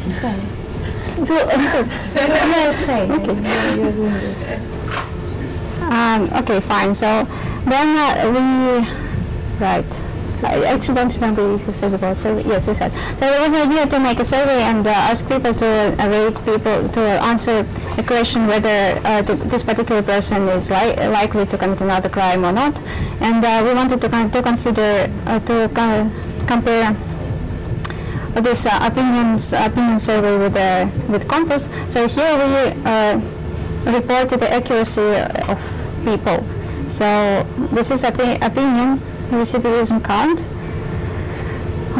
and 0 means that people said that this particular person will not commit another crime, and 1 is that he or she will commit another crime, and we also can compare it with the real recidivism count. If you just look at these two plots, you can see that they are much more similar to each other. So like people are somehow a bit better in estimating riskiness than Compass, because for Compass they are very different, just like you can see it visually. But you can also look at false positive rates, again the same false negative rates, and still you have them for, like, false positive rates you have higher for black people than for white people, and vice versa for false negative rates. But if you just look at those absolute values, the difference is much smaller. So people still biased, but they are kind of more fair. And then the question is how actually we can compare, we can calculate and estimate the biasness and fairness. So here we looked at this false positive rates and false negative rates. So we can directly just divide one measure by another one for different groups. So assume that here we have, instead of, so instead of this measure we can have these false positive rates and divide false positive rates for white people, black people divide by false positive rates of white people, and it should be as close to 1 as possible. And by some rule of thumb, usually people use this tau be equal to 0.8. So then the ratio of this measure should be from 0.8 to 1.25. Yeah, we didn't. Okay, we don't present those. Do we? Yes, we do. Yeah, and there are also other measures how to measure fairness and biasness. And here we just list some of them, but there are actually more. And the thing is that many of these measures are contradictory, and there are also some papers which theoretically show that if you get one measure to be fair, then there is no way to satisfy another measure, and so this is a big question in the machine learning branch show how actually one should measure it properly. And then there's, so this is our results. This is compass. Yes. Okay. You want to do it? Yeah. So most of the measures that were shown in the previous slide, they are actually some function of true positives, true negatives, false positives, false negatives, and also total number of positives and so on. So there's often this debate that if you are looking at a label, do you actually know the label is not biased? For example, maybe the blacks were being rearrested more often, so even in the labels they had like, there's a bias in the predicted label. So, so the question should more be of re-offending and not re-arresting. And then this true positive, true negative, false positive, false negative, all of them are again in question, that can we actually use these numbers, because these numbers can also be biased. Then there are some literature that only looks at positives, so you don't look at the label, but what you do is you see that in a group, what is the fraction of people who are being given high scores in, let's say, African Americans and in white separately, and then you take a ratio. So this predicted prevalence parity is basically that particular ratio where you take Caucasian as kind of the base. So the proportion of Caucasians who are given positive outcome, for example, given high risk scores, that is taken as a base, and then you take the ratio of what happens to the other groups. And you can see that again, if you see such ratio on African American and compare African American with Caucasian, and you see there is a like 2.5 gap. And as she mentioned, it's usually the case that this tau is taken as 0.8, so you want your ratio to be between 0.8 to 1.25, and this is way higher than this ratio. And in most of the other measures, if you take the ratio is not within 0.8 to 1.25. So this is another way to show that maybe the compass predictions were kind of biased. And but then the question is, if we just take public opinion, is it the same case, or do we have something better? And it was shown that, of course, we have seen previously that with false positive rate and false negative rate, the ratio was better with public opinion. And also in predicted prevalence parity, though it's not less than 1.25, but at least it is less than 2.46, so it is like 1.67 if you can see the ratio.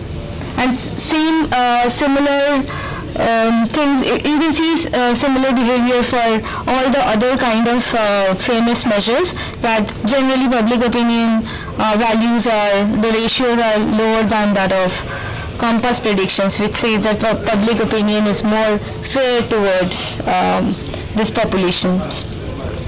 And so for this analysis, we have taken the data which were, this Dressel and Farid, they did a survey, and they had this survey in mechanical Turk, and they have a data for that. So we use that data to come up to these conclusions. So in one line, what we saw is compass data predicts that black defendants will have like higher risks of recidivism, which basically means that they'll re-offense or not. And black defendants have higher risks than they actually do, while the white defendants are predicted to have lower rates than they actually do. This is kind of our conclusion from whatever we did. So based on that, we also tried to run a survey, and I'll pass on to Sana. Yeah, so the conversation behind this compass has been that there's this article from Dressel and Farid, and they have made the same finding that it is a bias, but then again it's been argued that their survey wasn't, like the respondent didn't were ethnically like represented, like so they were too big, diverse them. So what our idea was that we would fix that and have 50-50 of the survey answer it and replicate the study in a smaller scale. And giving our time limitation, we didn't really end all that what we planned, but we did the survey. We only took in the original paper they have 1,000 cases. We end up having 100. Yeah. And we did the grouping the same way that they did. And the good thing was that because we had the same data, we were able to generate the descriptions of the offenders to our survey. So we use exactly the same data set what they did use. And would you like to tell something about the survey process?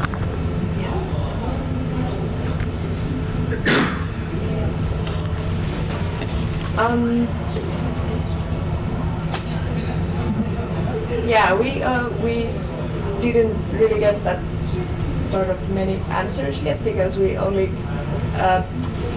managed to get the survey online last night, and we also didn't have time to look at the data that much before this presentation.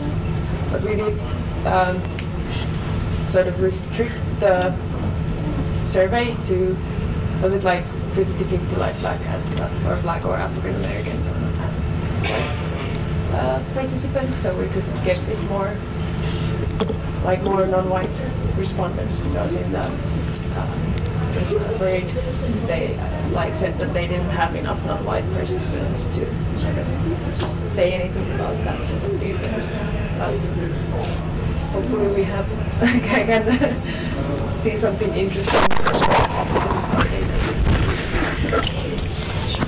Yeah, I think the survey that they ran had some 18% non-whites. So they said that, okay, this is the conclusion of our survey, that we didn't get enough respondents from each demographic group, which would be good to see that how does each demographic group looks at fairness. So we also had that in mind, that we want 50%, and Matti helped us get such a survey platform where we can actually have equal distribution. We can say that, okay, we want nearly equal distribution of response. So we actually got the response every morning, and with a quick view I could see 40% of African American and 60% of white participants has actually given answers on the survey. So we didn't have time to analyze the data. We wanted to do the same kind of fairness measure checks on this survey, but we didn't have enough time to go through, do all those graphs, repeat those for this survey. Because the results are not quite in the form that we expected. It's in a very different form. We have to clean the data, and that will take some time. So we don't have much results, but we have some open questions, and we are still confused to define what is fair, and without the matrix even. So suppose you just have a data set, and you take the data, use a machine learning algorithm and run that data to get a model, or do you actually care about fairness, and you want to also show that, okay, this algorithm is not only giving a high accuracy, but it is again fair. What is best? That algorithm algorithm, if you are using the same data to build up a model, and then you are saying the algorithm is. We had a lot of conversation and discussion, and we went also for that ethical point that should the machine learning be, we know the reality is bias, so should the machine learning repeat that bias, or should it fix it? So what it should be doing and what's not. Fixing should not cause additional bias and shouldn't favor a community, that's for sure. But so thank you. We don't have a, do we have a thank you to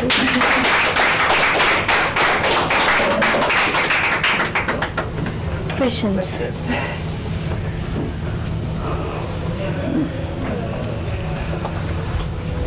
Okay.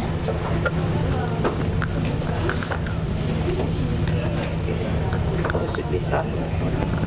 Okay. So first question, why do you think Compass fails to be fair? Okay. Question, you already, so we never said it fails to be fair. So we cannot actually say it fails because there's a huge debate around it, and it all depends on how do you perceive what is fair. So if you are, say, if you have some matrix on which you want to measure fairness, of course you can show that compass fails in those fairness matrix. Again, there's another school of thought which says no, the compass is fair because if you look at the accuracy rate in like black people and white people, the accuracy is similar. So if the accuracy is similar in both groups, then it is fair. So there's two school of thoughts, and they are continuously debating and coming up with new fairness matrix to show that the data is biased. Yeah. I guess the question of clarification I also posted on there. So what is the compass data set trained on? Is it only the company that makes the compass knows because it's proprietary? But this is not the data. This is not the data that is used for the training of compass. This is just an output. So there's no document which says that the compass algorithm works in this way. But of course, I think there was a bunch of experts who has like lawyers or experts, and they were being used to create this algorithm which outputs this score. You're saying something? Yes, exactly. There's like 337 questions where it's based on, and it's the expert like measurement, like expert has created for the. But we really don't know that because it is proprietary. Yes. The companies, and they know, but no one else knows. And the one argument of the paper, what we were supposed to replicate, was that they gave the pretty much same prediction just with the really simple logistic regression. I mean the regression model, so they were like debating that should it be used at all. And I think the compass was created first time like in 1998, so it was like in the very beginning of machine learning, so maybe they really trained something really simple and then they added some knowledge from an expert, so maybe this is not really that complicated and maybe this is really just something very simple and they just don't tell it. Yeah, and another thing about fairness, so one of the ideas in the project, in the beginning of the project, was to measure the fairness, how people perceive it. So we wanted to show, and people usually perceive fairness when you can compare something, so we wanted to show people two cases and say that, okay, the algorithm says that this person is more likely to commit a crime, another crime than this one. Do you think it's fair? Like, we assigned a higher score to this person than this one. Do you think it's fair? And we wanted to see how people will behave and like try to measure fairness of people in this way, but we didn't get into it.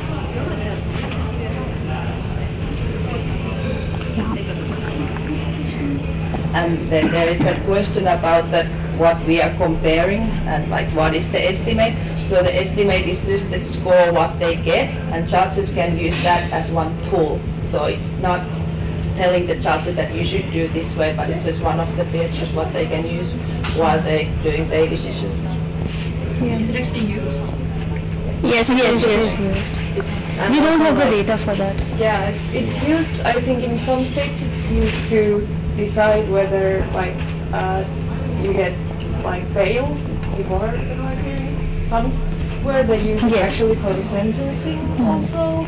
But like what it was, I guess, originally made for was like something like what to do after like you've done your sentence, and like how to support those people or something like that. So it wasn't even meant to be used in sentencing and stuff like that. And I'll take the last question. What is 0 and 1 in the graph? So yeah, 1 is equal to recidivism has occurred. So they have been re-arrested. Can we go back to the graph? Yeah, it depends on the graph. Yeah, so if you look at 0, 0 is like they did not re-offend, or they were not re-arrested, and orange is like they were re-arrested. Yeah. Yeah, and now the previous two asked this question about biasness and high accuracy. Of course, if you want to high accuracy, then okay, if you try to adjust for biasness, but biasness is often in contradiction with high accuracy. So the better precision you want, the more biased it will be, because there can be some very strong feature which is like, I don't know, race. And if you remove it or try to account to it, you will lower your accuracy. And this is the challenge of fair machine learning algorithms, which are trying to be as accurate as possible and as unbiased as possible at the same time.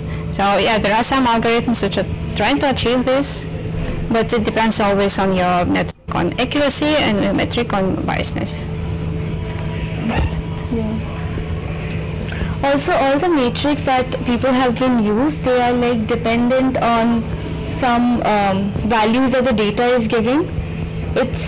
I think it's a useful study, or it's useful to see how you can define fairness in some other way, not from the perspective of the data. Because so so last second question, is bias unavoidable? So if the data does not have bias, it is avoidable, right? If the data doesn't have bias and you show that okay, everything is fine, maybe the algorithm also might work fine. Again, yeah, and if you really want to avoid biasness, maybe you can tune data. So there is one class of people who are like trying to pre-process data so that they can fit that data into the algorithm and show certain properties of the algorithm. Again, in terms of those matrix, it's good to think that can we have a matrix which is more general, and it's not just looking at those false positives, false negatives, but doing something which is better. Also, when we're talking about things like crime, there's always like people who do crimes and people who get arrested, and they're not the same. Like, yeah. I was wondering, you guys focus on race now mostly, but you also mentioned that on basis of sex, and what was the other thing in the beginning? There was also a race there. Did you look at that or not really? Yeah, well, but we didn't process anywhere.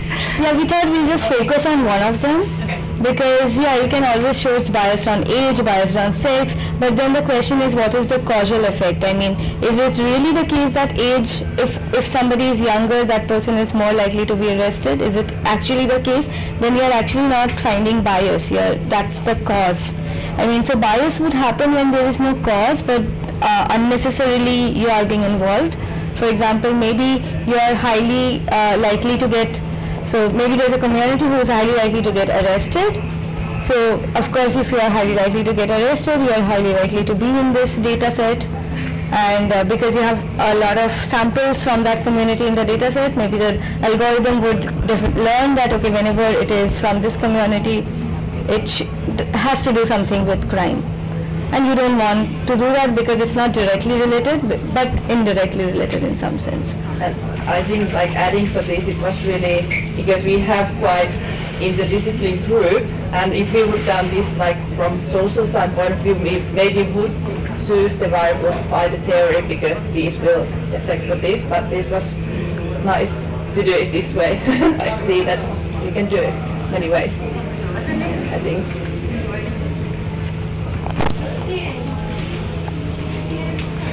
Yeah, okay.